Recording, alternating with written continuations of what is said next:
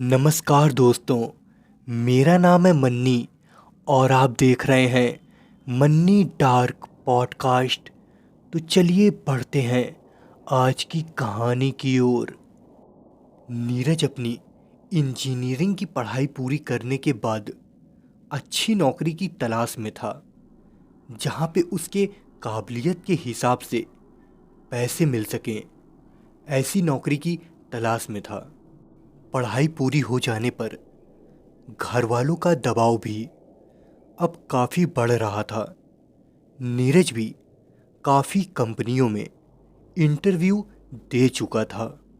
घर में घर चलाने के लिए नीरज के पिताजी ऑटो चलाने का काम किया करते थे। ऊपर से दिल्ली शहर, जहाँ का खर्चा भी अधिक था। एक रोज नीरज घर की बालकनी पर ढलते सूरज को उदास मन से देख रहा था। तभी उसका फोन बज उठा। नीरज ने कॉल उठाकर देखा तो कॉल किसी कोलकाता की कंपनी का था। कोलकाता की उस कंपनी में नीरज को नौकरी मिल गई थी। पैसे भी अच्छे थे। घर वालों को नीरज ने बताया तो घर वाले भी नीरज को कोलकाता भेजने के लिए राजी हो गए। घर वालों ने भी सोचा कि इतने दिन से जवान बेटा पढ़ लिख कर घर पे बैठा है, क्या हुआ घर से थोड़ा दूर ही तो रहेगा, पैसे अच्छे मिल रहे हैं। अगले दिन नीरज दिल्ली से कोलकाता के लिए रवाना हो गया। नीरज कोलकाता पहुंचकर एक होटल में ठहरा।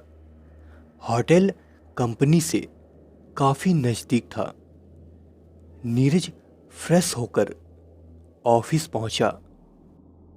शाम को सारा काम खत्म करने के बाद नीरज को कंपनी की ओर से एक फ्लैट भी मिल गया। नीरज काफ़ी खुश था। नीरज ऑटो में बैठकर अपने फ्लैट के लिए निकला। ऑटो वाले ने नीरज को नीरज के फ्लैट की बिल्डिंग से पहले ही उतार दिया। नीरज इस बात पर उतरते उतरते बोल पड़ा, अरे आप इतनी दूर मुझे उतार रहे हैं, अभी तो बिल्डिंग काफ़ी दूरी पर है और यहाँ से क्या मैं पैदल जाऊँगा। इस बात पे कोई भी जवाब ना देते हुए नीरज को ऑटो वाला उतार कर अपनी ऑटो मोड़कर चल दिया। नीरज पैदल ही बिल्डिंग अपनी फ्लैट तक पहुंचा। अगली सुबह नीरज ऑफिस जाने के लिए बिल्डिंग से नीचे उतरा। गेट तक पहुंचा तो बिल्डिंग के वॉचमैन ने नीरज को साफ साफ खुले शब्दों में बताया, देखिए साहब, ऑफिस से आते वक्त चाहे जितनी रात हो जाए, बिल्डिंग से पहले पड़ने वाली गली में आप भूल से भी कदम मत रखिएगा। हमारा काम था बताना, हमने बता दिया। भूले भटके भी उस गली में आप कदम मत रखिएगा जो बिल्डिंग से पहले पड़ती है और बिल्डिंग से जुड़ी है, वरना आप जानिएगा, आपका काम जानेगा। हमने तो बता दिया जैसा सबको बताते हैं। नीरज को ऑफिस जाने के लिए देर हो रही थी तो गार्ड की बातों पर ज़्यादा गौर ना करते हुए नीरज ऑफिस के लिए निकल गया। सब कुछ बढ़िया चल रहा था। देखते देखते 1 महीने का वक्त हो चला था। नीरज को कोलकाता में घर वालों से भी बात हो जाया करती थी फ़ोन पर। एक रोज नीरज ऑफिस में देर तक काम कर रहा था। काम खत्म करके नीरज ऑफिस के बाहर आया तो उसके ऑफिस का दोस्त नीरज से कहने लगा, चल मैं तुझको घर छोड़ देता हूँ। मगर नीरज मना करने लगा। दोस्त फिर भी घर छोड़ने के लिए बाइक पर बैठाकर दोनों नीरज के घर जाने के लिए नीरज के घर की बिल्डिंग के पास पहुंचे। नीरज के दोस्त ने बाइक रोकी और घड़ी में टाइम देखा। नीरज बाइक से उतर गया। दोस्त ने नीरज से पूछा कि यार, तेरे मोहल्ले में इतना सन्नाटा, अभी तो सिर्फ 11:30 ही हुए हैं और ऐसा लग रहा है कि यहाँ पे कोई रहता ही नहीं है। इतना भला सन्नाटा 11:30 बजे? नीरज बताने लगा दोस्त को, बस मैं यहाँ से चला जाऊँगा। यहाँ पे लोग यार 10 बजे के बाद अपने घर को हो लेते हैं। यहाँ पे एक गली है जो कि मेरे बिल्डिंग के जस्ट बगल में है।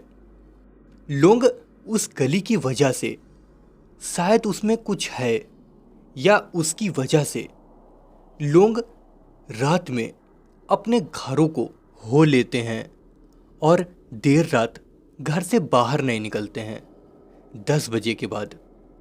शायद उस गली में ऐसा कुछ है। नीरज के दोस्त को उस गली को देखने के लिए मन में इच्छा जाग उठी। नीरज से वह जिद करने लगा तो नीरज दोस्त को लेकर दोनों उस गली के ठीक सामने पहुंचे। उस गली में सिर्फ और सिर्फ गुप्त अंधकार था। दोनों एक टकटकी लगाए गली के अंधकार को एक टकटकी लगाए देखे जा रहे थे।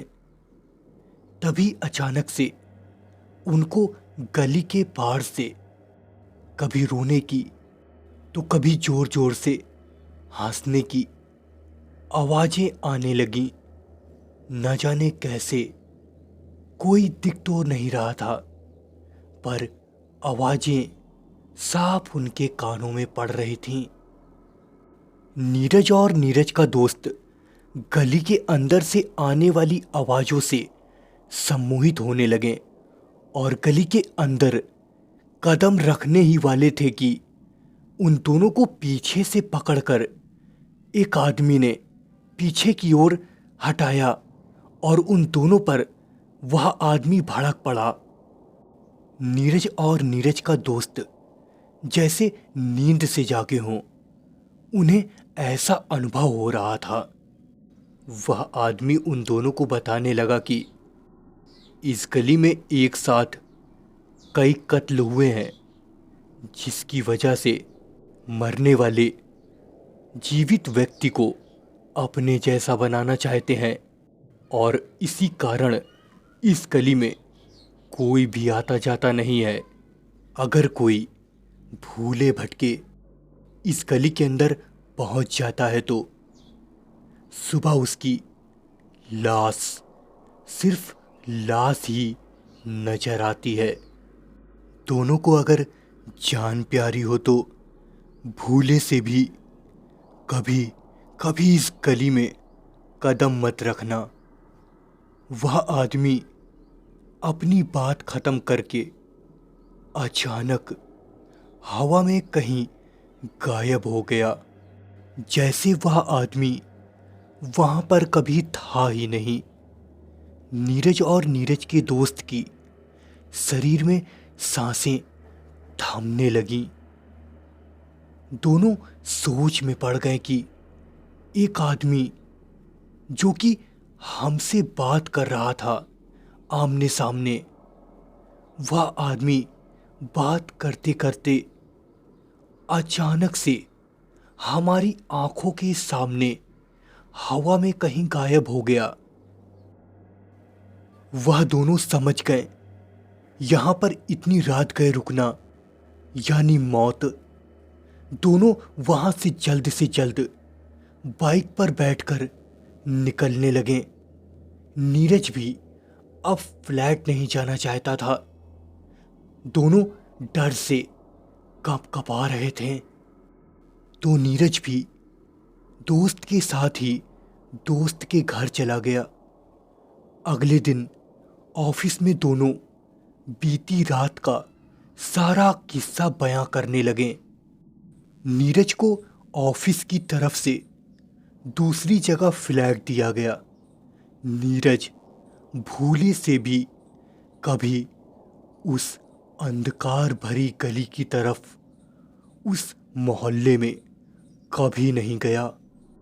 परंतु जब कभी भी नीरज को आज भी वह सब घटना याद आ जाती है तो नीरज की रूह कांप जाती है। यह कहानी आपको अच्छी लगी हो तो इसे लाइक, कमेंट, शेयर और चैनल को सब्सक्राइब करना बिल्कुल ना भूलें। मिलते हैं नई कहानी में, तब तक के लिए नमस्कार।